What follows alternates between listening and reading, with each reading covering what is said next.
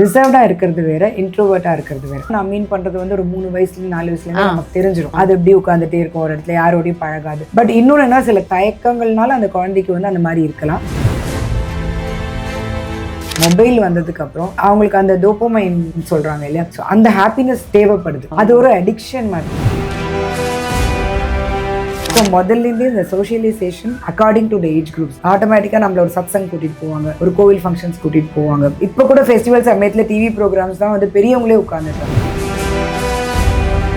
Introvert இல்லாமல் இருக்கிறதுக்கு ஒரு பெஸ்ட் எக்ஸாம்பிள் பெட் இன்ட்ரடியூஸ் பண்ணுறேன். குழந்தைக்கு அதோட சிம்பத்தி, எம்பத்தி, அந்த பெட்டோட நிறைய பழக குழந்தைகள் இன்ட்ரோவர்ட்டாகவே இருக்காது, மாறிடும் கண்டிப்பாக.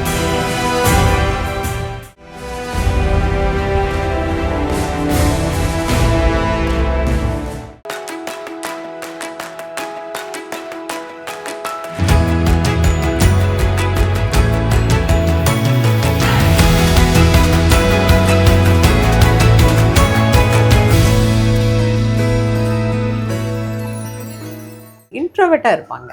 ஆமாம், அது அது பழக்கத்தினால வருதா அல்லது அவங்களுக்குள்ளேயே ஏதாவது பிரச்சனை என்னன்னு தெரியல.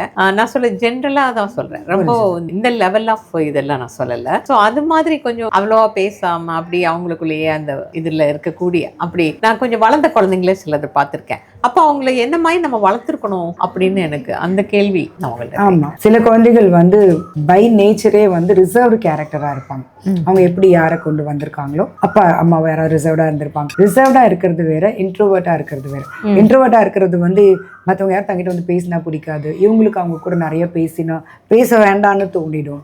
நம்ம யாரு கூட இருக்க வேண்டாம்னு தோணும். சில இன்டெலிஜென்ட் பீப்புள் இருப்பாங்க, அவங்க நிறைய திங்க் பண்ணிட்டே இருப்பாங்க. குழந்தையிலேருந்தே ஒரு தனி பாதையில போறவங்களா இருப்பாங்க.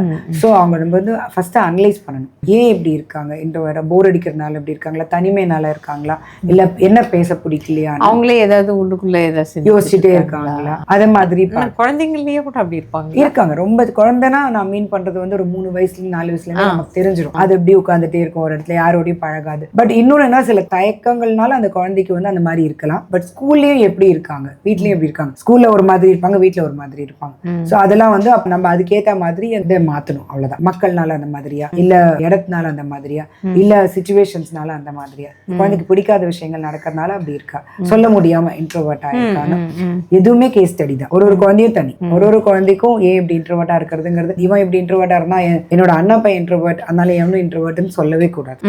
உறவுல அப்படி இருக்காங்கன்னு சொல்ல முடியாது. இப்ப வந்து மெயினா அந்த குழந்தைகளுக்கு வந்து இந்த டிவி, டிஜிட்டல் மீடியா, மொபைல் வந்ததுக்கு அப்புறம் அவங்களுக்கு அந்த டோபமைன் சொல்றாங்க இல்லையா, அந்த ஹாப்பினஸ் தேவைப்படுது. ஹாப்பினஸ் அந்த சந்தோஷம் அது டெம்பரரி, அதுலயே கிடைச்சிடுது. அது ஒரு அடிக்ஷன் மாதிரி. அவங்க அது வந்து 5, 6 கிளாஸ் 7 கிளாஸ் அதுலயே இருந்துடுறாங்க. அதை மீறி அவங்க அடுத்தவங்களை பார்த்து பேச கூட மாட்டேங்கிறாங்க. இன்ட்ரெஸ்ட் போயிடுது.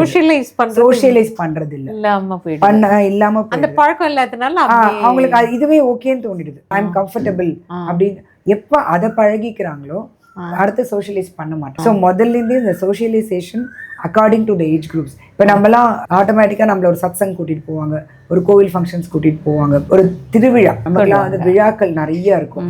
அதனால தான் நம்ம நிறைய ஃபெஸ்டிவல் செலிப்ரேட் பண்ணுறோம். இப்போ கூட ஃபெஸ்டிவல் சமயத்தில் டிவி ப்ரோக்ராம்ஸ் தான் வந்து பெரியவங்களே உட்காந்துடுறாங்க. நிறைய பேர் கம்யூனிட்டி ஃபங்க்ஷனாக பண்ணுறது ரொம்ப குறைஞ்சிருக்கு. அதனால அந்த டிவி ரொம்ப அவாய்ட் பண்ண வேண்டிய விஷயம், மொபைல் கண்டிப்பாக அவாய்ட் பண்ண வேண்டிய விஷயம்.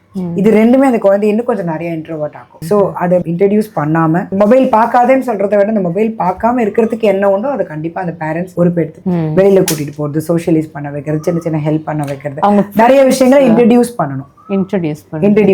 அந்த குழந்தைக்கு எதுல இன்ட்ரெஸ்ட்னு பார்த்து அதுல ஒரு டிஸ்டன்ஸ் இருந்தா கூட நம்ம ஸ்பெண்ட் பண்ணினா கூட தப்பு கிடையாது. அந்த விஷயத்துக்கு அந்த குழந்தைய பழக்கணும். அது ஒரு டென்னிஸா இருக்கலாம், டான்ஸா இருக்கலாம், பாட்டா இருக்கலாம், எனி ஆர்ட் ஃபார்மா இருக்கலாம், ஸ்விம்மிங்கா இருக்கலாம். அங்க ஆட்களை பார்க்கும்போது அது கொஞ்சம் ஆட்களை பார்க்கும்போது அந்த இல்ல பெஸ்ட் வந்து இன்ட்ரோவர்ட் இல்லாம இருக்கிறதுக்கு ஒரு பெஸ்ட் எக்ஸாம்பிள் பெட் இன்ட்ரடியூஸ் பண்றது. குழந்தைக்கு அதோட சிம்பத்தி, எம்பத்தி, அதை குழந்தைக்கு இன்ட்ரடியூஸ் பண்றது.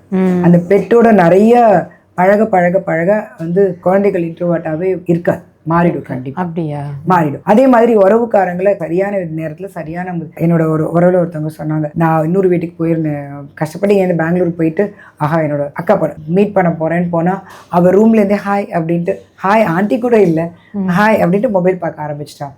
எனக்கு மனசு ரொம்ப கஷ்டமாச்சு. நான் நெக்ஸ்ட் டேவே கிளம்பி வந்துட்டேன். அந்த பொண்ணோட அம்மா ரொம்ப கஷ்டப்பட்டு வருத்தப்பட்டு அந்த பொண்ணை திட்டி அவங்களுக்குள்ள ஏதோ பிரச்சனையாயி ஸோ எல்லாமே வந்து ஒரு ப்ராப்ளம் எப்படி சால்வ் பண்றதுன்னே போகுது. முதல்லயே அவங்க வந்து அந்த குழந்தை அந்த இன்ட்ரோவர்ட் ஆகாம விட்டுருந்தா, முதல்லயே ஆக விடாம இருக்கிறதுக்கு என்ன பண்ணுவோம் பண்ணியிருந்தா, அந்த குழந்தை proper introduction of the relatives அந்த மாதிரி இவங்களை இங்க இந்த பக்கம் கூட்டிட்டு வந்து நிறைய எடுத்து பண்ணணும். பண்ணியிருந்தாங்கன்னா அந்த குழந்தை இன்ட்ரோவர்ட் ஆகாது.